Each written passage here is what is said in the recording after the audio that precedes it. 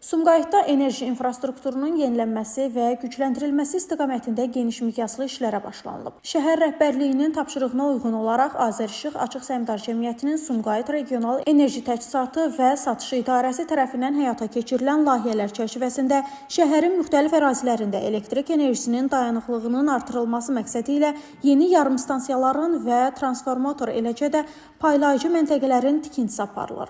Hazırda Sumqayıt şəhərinin 2-ci, 9-cu, 10-cu, 11-ci və 13-cü mikrorayonları, həmçinin 48-ci məhəllə ərazilərində ümumilikdə 13 yeni transformator və paylayıcı məntəqələrinin inşası davam etdirilir.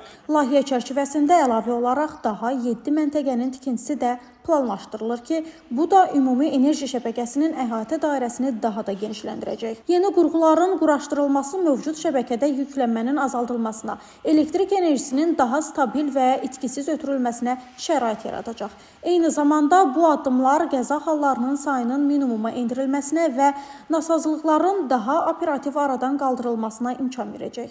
Bildirilib ki, həyata keçirilən yenidən qurma və tikinti işləri nəticəsində xüsusilə yay və qış aylarında müşahidə olunan yüksək yüklənmə dövrlərində enerji təchizatında fasilələrin qarşısı alınacaq. Abonentlərin fasiləsiz və keyfiyyətli elektrik enerjisi ilə təminatı daha etibarlı şəkildə həyata keçiriləcək. Qeyd edək ki, görülən işlər şəhərin sürətli inkişafı, yeni yaşayış massivlərinin salınması və əhali sayının artması fonunda enerji tələbatının qarşılanmasına yönəlib. Layihələrin mərhələli şəkildə icrası yaxın vaxtlarda Sumqayıtın bütün ərazilərində enerji təminatının daha dayanıqlı və təhlükəsiz olmasına töhfə verəcək. Günay Hüseynova, Şəmistan Fikrətli, Elburuz İsmailov bugün informasiya proqramı üçün.